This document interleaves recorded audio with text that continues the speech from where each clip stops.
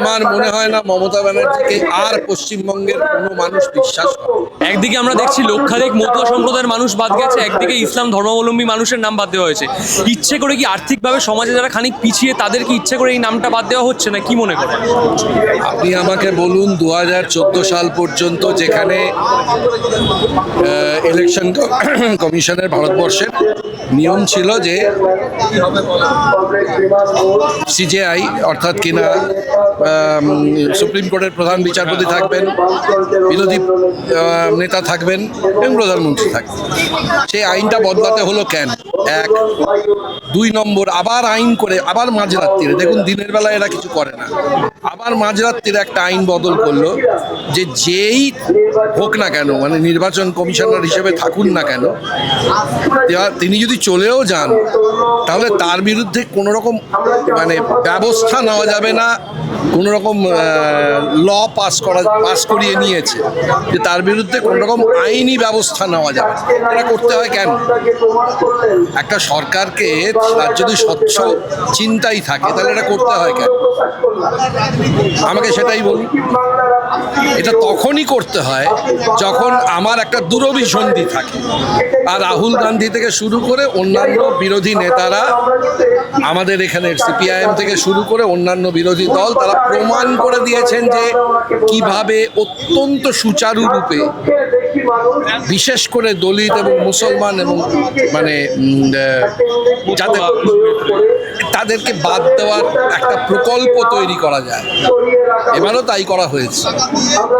এর আগেও 22 লক্ষ ভোটার বাদ গিয়েছিল বামফ্রন্টের সময়, বামফ্রন্ট বিরাট আকারে জিতেছিল। তারপরে আমার বক্তব্য হচ্ছে যারা ভুয়ো ভোটার তাদের নাম বাদ যাক, যারা বাইরে থেকে এসেছে বলে বলা হচ্ছে তাদের নাম বাদ যাক। আর এই যে বিরোধী দলনেতা আছেন, কি রোহিঙ্গা নাকি কত কোটি বলেন, হ্যাঁ উনি জানেন রোহিঙ্গা সারা পৃথিবীতে কতগুলো আছে, কোথায় থাকে, কি ভাষায় কথা বলে উনি জানেন, কাদের অত্যাচারে তারা দেশ ছাড়া সেটা জানেন উনি।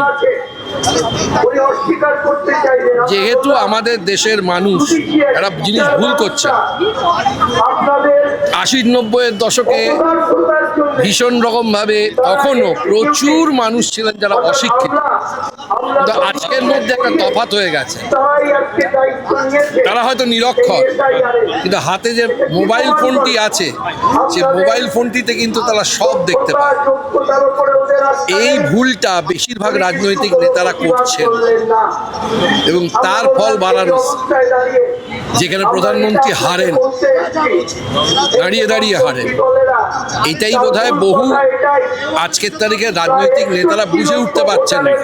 ভাবছেন নিরক্ষর, অশিক্ষিত, তারা কি বুঝবে, যা বলবো তাই বুঝছেন না। হাতের ফোনটায় কিন্তু অনেক কিছু দেখতে পাচ্ছে। এইটা সম্পর্কে সাবধান হওয়া দরকার। একদিকে শোনা যাচ্ছে কালকে মমতা ব্যানার্জি নিজে পথে নামবেন, অন্যদিকে কালকে আমরা দেখতে পেলাম গত মাঝরাতে সেলিম সাহেব সমেত যে সুজন চক্রবর্তী, যত বাম নেতৃত্ব ছিল তাদের সাথে পুলিশের এক প্রকার বচসা তৈরি হয়েছে। কেন মনে হচ্ছে এরকম আমাদের রাজ্যের যে পুলিশ বাহিনী তারা এসে এই অবরোধকে ভাঙতে চাইছে? এবং রাজ্যের পুলিশ বাহিনীরা নিজেরা ডিএ পায় না, তা সত্ত্বেও এসে ডিএর আন্দোলন যারা করে তাদের মারে। কি বলবেন সেই পুলিশকে? সেই পুলিশকে কি বলবেন? বাড়ি গেলে কি তাদের পরিবারের কোনো লোক তাদের প্রশ্ন করে না? তাদের ছেলেরা যাদের বয়স এখন 15, 16, 18, 20, তাদেরকে কি করে ফেস করেন?